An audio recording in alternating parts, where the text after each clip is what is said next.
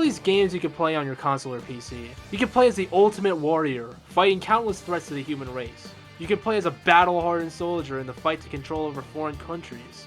You can play as a monster. You can play as yourself hunting a monster. You can play as a wizard. You can play as royalty. You can play as a fucking psychopath. You can play as Mario. You can play as an abused child. Video game character. You can play as a shit out of other video game characters. You can play as your favorite Legend. You can play as a minor and you can play as your Dragon Ball. You can play League of Legends if you want. No, don't play Overwatch. Don't play Overwatch. Or you can play this. Yeah, that's something you can play. Now, I have a couple thousand hours playing video games. Some games I've screamed over, others I've cried over, and a couple handful have kept me awake at night. But something that I can't get over is simulator games. Like, why? You're telling me you work your 9-to-5 job, you come back home and say, yeah, oh boy, I can't wait to get back to virtual power washing. I just never understood. Like, all my life, people have been telling me video games are a waste of time, Edwin, and I always argue that they weren't. But these sort of games make me think otherwise. At least, that's what I thought before dumping some time into them. Now I think they're pretty cool and relaxing. But without further ado, let's start looking into them. Simulator games are, well, simulations. Usually these types of games include the word simulator in the title, so they're easier to spot amongst a pile of games.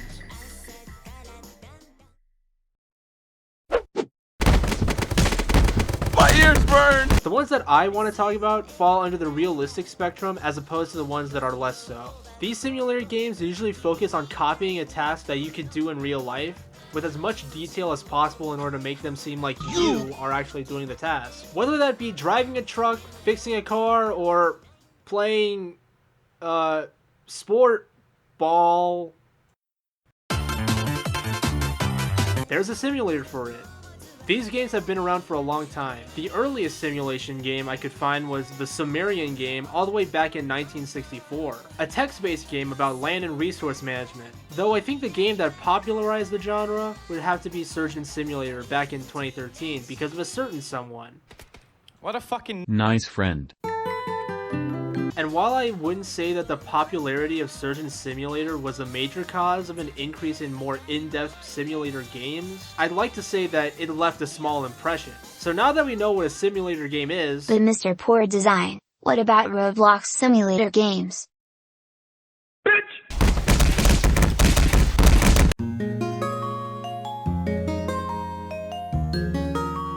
Alright, so you got games where you can clean your home, games where you drive various vehicles, and games where you play other games.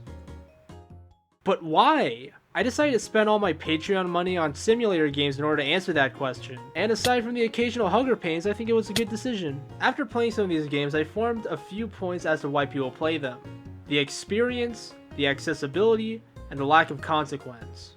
Let's talk about experience first. When I first saw simulator games about power washing and driving trucks, I thought to myself, why would anyone do this? You can do this in real life. But then I figured out that you can't. I can't power wash a house in real life. I can't pilot a plane. I can't put a patty on a bun with lettuce, cheese, onions, tomatoes, ketchup, mustard, pickles, and top bun together in that order. I mean, I could, but it would take a lot of work and time and money. Like, how much does it cost to get a pressure washer?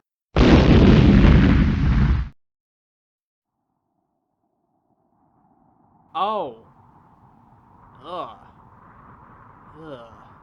And that's just the pressure washer, not even including the house that you need in order to get the same experience in game. Why spend like $78 on a pressure washer and at least $1 million on a house in California when you can buy a copy of Power Wash Simulator for 20 bucks? Yes, you could fly a plane in real life, but it's going to take up real life time and money just to experience it. Compare that to taking 10 seconds to spend some money on a simulation that may not feel like the real deal, but it's good enough.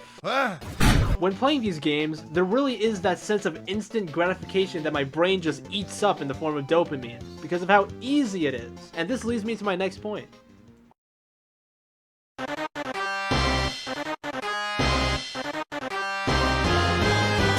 Now what about sports games? They can be considered simulations since they also attempt to do their best to mimic real life sports. Why would I want to play a sports game when I could just play them in real life? After all, a ball isn't going to cost me $78. And it's true, I could buy a basketball for There, $11, $11. Yeah, well, it's about the ease of access. Sure, a sport ball may cost less than a video game about said sport, but look at all the pros about playing a video game rather than the actual sport. You won't get Too sweaty or exhausted from playing because all you're really doing is pressing buttons on a controller, as opposed to running, jumping, throwing, and whatever you do in sports. And because it's only a video game, physical ability doesn't really matter. Whether you're a god at basketball or just a loser, most of your muscle and physique won't translate over to video games. And lastly, you can play at any time. In contrast, if you want to play a sport in real life, you might find yourself with excuses such as, oh, it's too hot outside. Oh, it's too late to play. Oh, I broke both of my legs yesterday. But this can go beyond sports type simulator games, like Car Mechanic Simulator. It takes the idea of fixing up cars, but makes it fun and enjoyable rather than feeling like a chore. Hell, I even learned a few things about cars that I didn't know before playing the game. And even when I do fuck up in some of these games, it doesn't feel stressful because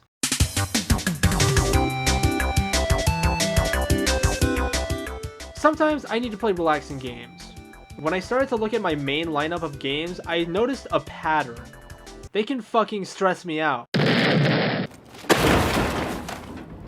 I needed to get away from the, oh come on, are you serious? What the hell? There are just no words to describe how fucking angry I am right now. And what better way to do that than with some simulator games? What I like about these games is that they have no consequences, and they don't put any stress on me.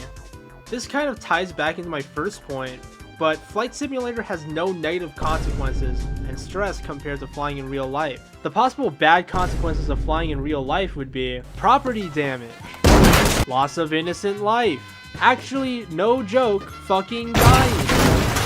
Compare that to the consequences you may face for being a poor pilot in a simulation, with those consequences being, you like have to restart, I guess? In essence, you lose nothing when playing the simulation.